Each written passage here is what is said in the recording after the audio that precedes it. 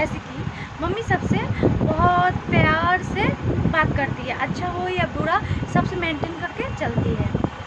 दूसरा शुभ गुण, मम्मी को बहुत गंदा से गंदा खाना भी दे दो या बसिया खाना भी दे दो, मम्मी बहुत अच्छे से पड़ोस के बहुत प्यार से खिला देती है।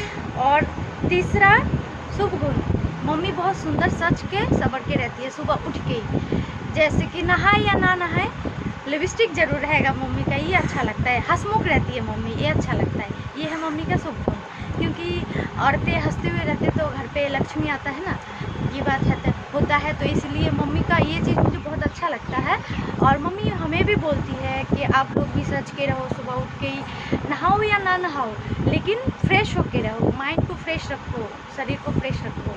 ये मुझे अच्छा लगता है मम्मी का। उसके बाद फिर चौथा मम्मी का शुभ गुण है, मम्मी बहुत अच्छा खाना बनाती है। अगर घर पे सब्जी ना भी हो ना तो मम्मी 5 आइटम बना लेगी। ये मम्मी का शुभ गुण है। इस चीज़ों से हम लोग भी थोड़ा थोड़ा सीखते हैं, अभी तो पूरा सीख नहीं पाए लेकिन सीख रहे हैं। उसके बाद फिर मम्मी का 5 शुभ गुण, मम्मी कहीं भी जाती है, कहीं भी जाए मम्मी वहाँ पे दोस्त बना ही लेगी, या ट्रेन हो, बस हो, स्टेशन हो या किसी के घर हो, मम्मी के दोस्ती करके खाना भी खा के आ जाएगी वहाँ से, या लेके भी आ जाएगी वहाँ से। ये मम्मी का शुभ गुण है।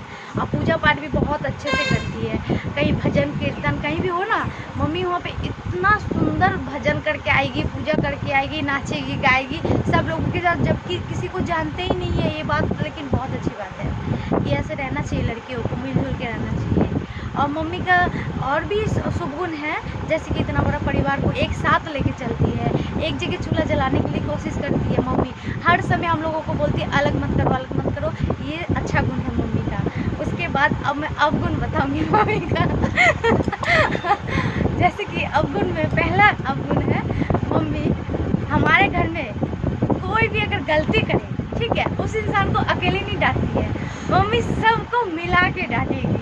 उस टाइम अगर सामने कोई भी आ जाए उसको भी नहीं छोड़ेगी, कोई भी आ जाए, मिनिस्टर हो, चीफ मिनिस्टर हो या एसपी हो, डीसीपी हो, कोई भी आ जाए झाड़ देंगे बढ़िया से। मम्मी का ये अवगुण है, जिनको जो गलती करते हैं उनको बोलना चाहिए। उसके बाद फिर मम्मी का एक अवगुण और है, जैसे कि मम्मी अपने बात में डटे रहती है, सही हो या गलत, ये लेकिन गलत बात है। उसके बाद फिर मम्मी जैसे कि किसी के घर में जाती है या कहीं भी जाती है तो मम्मी ना जल्दी मिलजुल के ना उसका खाना भी खा लेती है। तो वो खाना नहीं खाना चाहिए, क्या पता कब क्या हो जाए, इसीलिए दुर्घटना का तो पता ही नहीं है। उसके बाद चौथा मम्मी का अवगुण है, मम्मी जब मतलब कुछ पर्सनल काम करती है ना तो ओपन करती है, वैसा नहीं करना चाहिए। उसके बाद फिर मम्मी का एक अवगुण में लास्ट है, अवगुण पाँचवा अवगुण है, मम्मी जैसे कि बच्चों के खातिर जो है अपना जीन-जान छिड़का देती है। जैसे कि छोटे बच्चे हैं हमारे घर के, हमारे को कहते हैं कि तुम मर जाओ,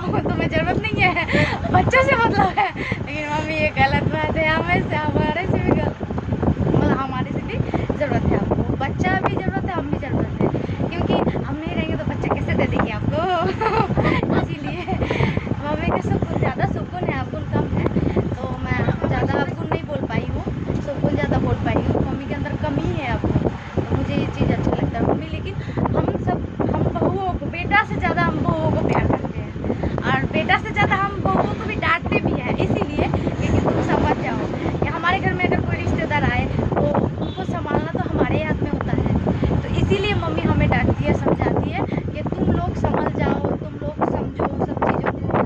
जैसे कि कोई आए, तुम लोगों के हाथ में आएगा खाना पीना, उनको बातें करना, अच्छे से मज़े करना, उनके साथ रहना, उनको अच्छे से अच्छे जगह में